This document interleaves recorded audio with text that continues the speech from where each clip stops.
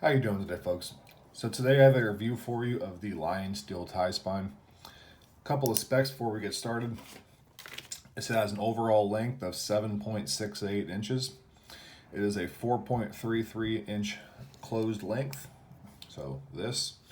The blade is 3.35 inches. It has a 3.26 cutting edge, so it has a small sharpening tool right there.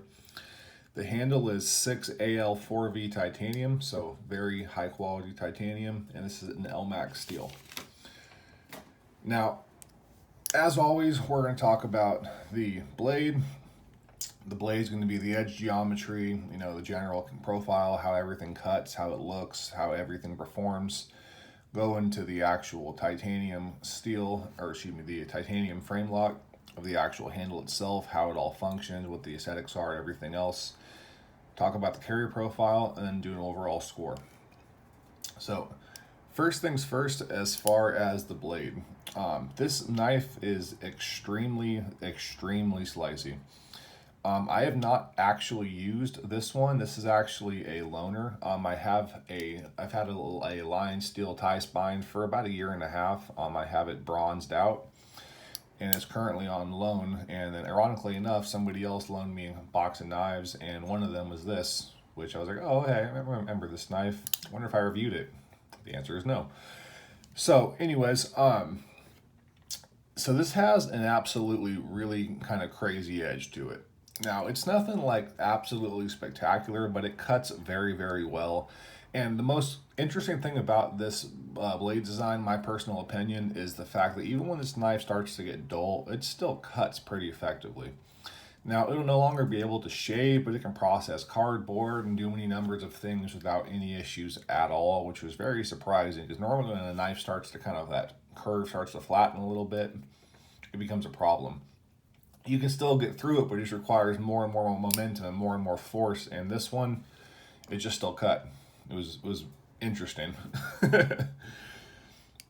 We do have a kind of a thumb, like a thumb oval deployment. I know people who can get this out with one hand. I have to kind of do this in order to do that. I also have 2XL hands, so if you do have smaller hands, then it's not going to really be an issue for you at all. For me, this has always been a knife to where I just grab, lock it, then carry. But other than that, pretty basic stuff. LMAX steel is an absolutely good to go steel. It is not the best steel. It's not the worst steel. It has a very decent characteristic to it. Decently corrosion resistance, has pretty solid edge retention, is a little bit of a pain in the ass to sharpen, but it's nothing too bad by any means. As far as the billboarding goes, as you can see, this is pretty minimal. It has line still right there, and the other back is sterile. Now, the only problem I have with this billboarding is that this little dot right here looks like a Rockwell test dot. I do not like that. It's more just a nitpick for me because I have knives that haven't Rockwell tested, and that little dot kind of irritates the crap out of me. But like, if you look at it farther away, the line still kind of blends in, but the dot sticks out. It's very much a nitpick, but it's something I noticed. Now, as far as the handle, to be clear, this knife is not designed for somebody with my size of hands, so it does fit. For me personally, I have a pretty decent amount sticking off. That being said, if you do have between medium to large to maybe even XL hands, it should definitely fit you pretty well. The ergonomics are actually really impressive to me. This clip completely blends in. There are hot spots to this knife, but this clip is not one of them. There is mainly a hot spot right here. It's not by any means bad. It's not going to hurt you or anything like that, but it's definitely noticeable. But that's kind of about it. As far as disengagement goes, you have this nice cutout for the lock bar. You can drop it down very easy. This is by no means a drop shut knife. You can hold it like that and it'll just stay there. But again, just a little bit of force, slides down. It is very smooth. It's one thing I will say about the Ti spine. It is a very smooth knife. It almost feels kind of like a Sebenza smooth type of feeling. When you actuate it, you have that slight resistance, which makes it feel kind of like a hydraulic piston action, and it drops down just like that as well.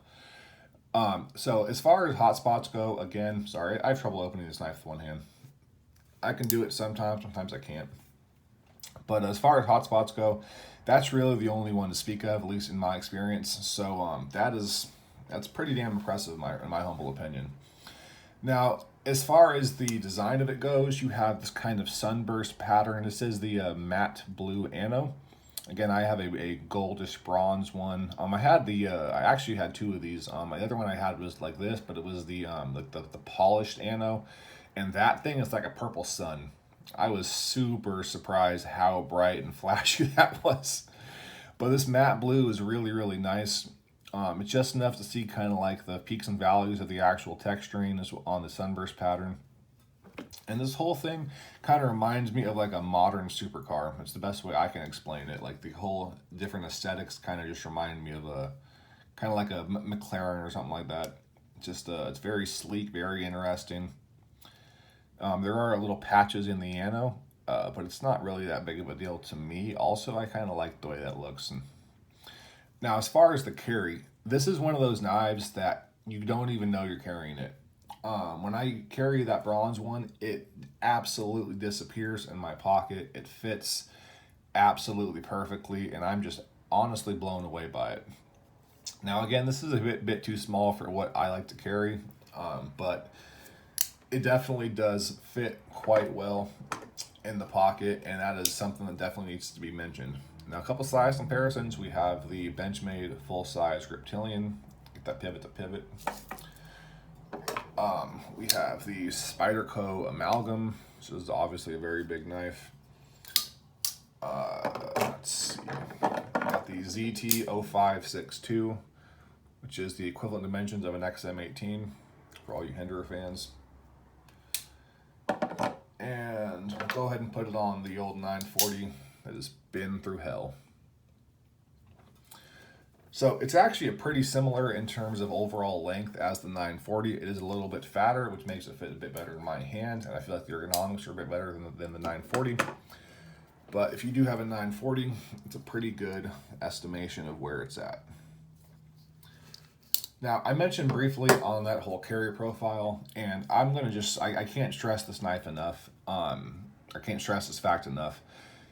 This clip, again, there's no hot spots. It feels very good. I actually like the kind of sloping, slightly slide design, which again reminds me of kind of like a fancy supercar. But it carries so well. It slides in effortlessly. It has the perfect amount of retention, and you just can't even feel it. And this isn't a super thin knife. It's not by any means fat, but it's not the thinnest thing in the world. But somehow all the lines and everything else just meet together, and it just becomes absolutely perfect to carry. I have no idea this is in my pocket. Personally, I happen to like some weight to it, but if that's not your thing, and most people kind of like that little, they like to minimize the ounces and the footprint in the pocket, this is absolutely good to go for that. Now, my overall score on the Lionsteel Ti Spine and LMAX, originally it would have been kind of negative. When I bought this knife, it was $385. So that puts it on a really steep category with a lot of competition. I would have given this knife about a 6 for that. That being said, this knife is dropped down. It's currently $270 on Knife Center. I've seen it for $220 on Blade HQ, and I've seen them selling secondary market for anywhere from $150 to one time I saw one sell for $80. Now that sold probably in like 30 seconds, so it might not be the most common thing, but they definitely do go down in price considerably. If you can get this for $80, I would give it a 100% score. As far as the retail value of what it is, So I'm gonna give this two different scores. For my hands, I'm gonna give it a 7, which is gonna be a 70 out of 100. And that's mainly because I have a really hard time actuating it. Again, opening it with two hands is still very smooth and nice, but it's not really my ideal. Now, if you have smaller hands, or again, I seriously, folks, I have 2XL hands. Most people don't have this size of hand. So if you have just a normal size hand, I'm gonna give this a 8.6, which is a overall fantastic score that qualifies as great in my category, and it really is a great knife. Everybody who I know who's handled it that has average size hands absolutely loves it. It's definitely a gentleman's folder. but it has enough of a blade to it and everything else to where it still fits perfectly in hand, and you can really carry and use this thing comfortably.